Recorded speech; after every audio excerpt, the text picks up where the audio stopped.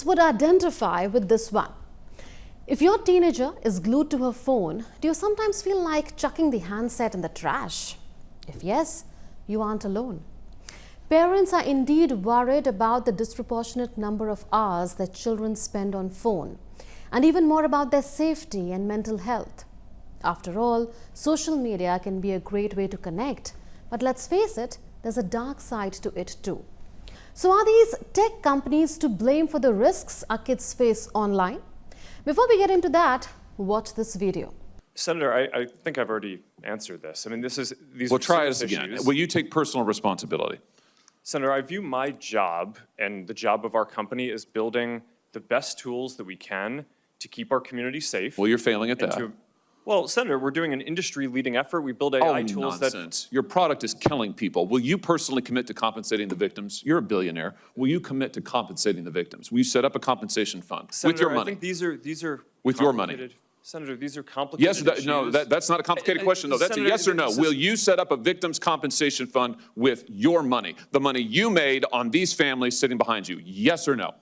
Senator, I don't think that's my job is to Sounds make sure like that a we no. build good tools. My Sounds job like a is no. to make sure that Your job is to be responsible for what your company has done. You've made billions of dollars on the people sitting behind them. Are you here? You've done nothing to help them. You've done nothing to compensate them. You've done nothing to put it right. You could do so here today, and you should.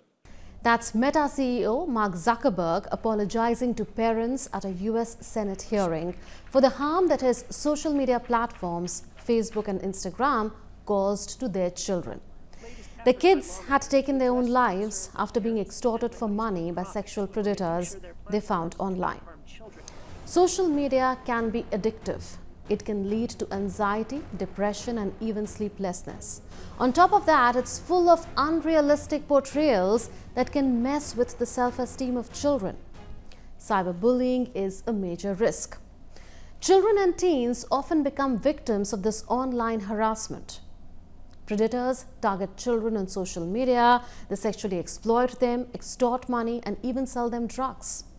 Now, figuring out what is safe to share online can be tough for kids and teens. With all this news about the dangers of social media, it's no surprise that parents are getting increasingly worried. There is even talk about banning the whole thing to keep kids safe. In March this year, Florida Governor Ron DeSantis signed a new law. The law banned children under 14 from owning social media accounts in Florida. It's said to be one of America's most restrictive social media bans for minors. The law requires parental permission for 14 and 15-year-olds to have a social media account. However, the law still faces legal challenges. Critics call it unconstitutional. They say the government should not interfere with decisions parents make regarding their children. Many believe this is against free speech rights enshrined in the US Constitution. Others argue children need to be prepared for a tech-driven world. But Florida is not alone. Several other states like Utah, Louisiana, Arkansas, and Texas passed laws in 2023 requiring parental consent for children to use social media. However, in Arkansas, a federal judge temporarily blocked the enforcement of the new law. So this in turn prevented the state from becoming the first to impose such a restriction. Therefore, making a law is one thing and implementing it is another.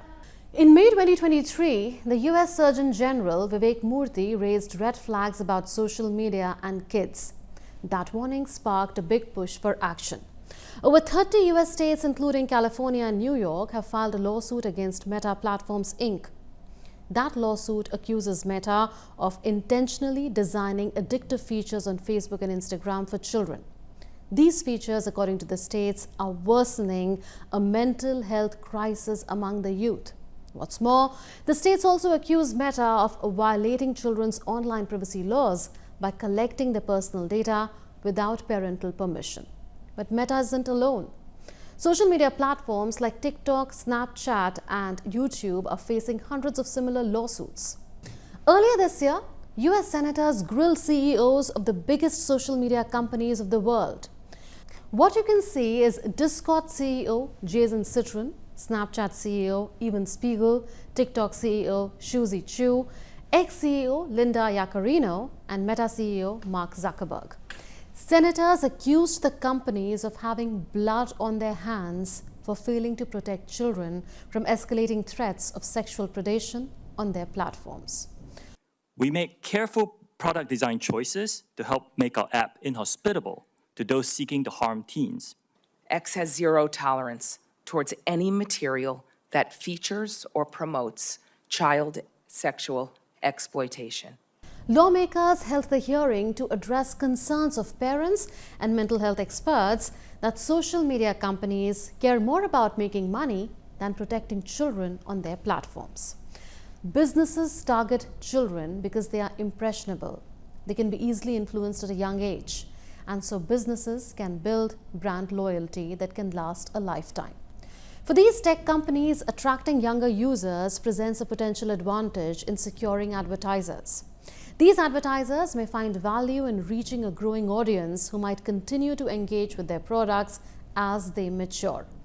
Now let's go back to the legislative efforts. How about keeping the legislations aside for a moment and focusing on their effective implementation? Because while there are some guidelines in many countries for use of social media, these are hardly followed. Consider this. A parent or those responsible for enforcement may try to prevent the opening of an account by a child, but the child can still find another way to open one. Let's see what various other countries are doing in this regard. India introduced the Digital Personal Data Protection Act last year. It addresses the data privacy concern pertaining to children. This law mandates a verifiable parental consent if a minor wants to open a social media account. China has limited the use of Douyin, the domestic version of TikTok owned by ByteDance, to 40 minutes per day for teens. However, the international version of TikTok offers a seemingly more lenient 1-hour daily limit for teens. Critics argue this limit is superficial as it can be easily turned off.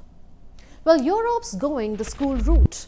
France, Italy, Netherlands, they have all banned phones in classrooms. The UK even gave teachers the power to search bags and take phones away.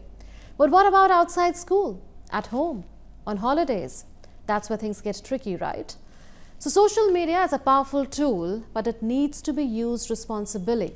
Now the question is whether banning is the solution. There are definitely no easy answers. Well, that's all in this edition of Connecting the Dots. We'll see you next week with more raging issues that touch our lives and imagination. Goodbye for now from all of us in the Delhi newsroom. This is Munmin Bhattacharya signing off. Take care. Thanks for watching.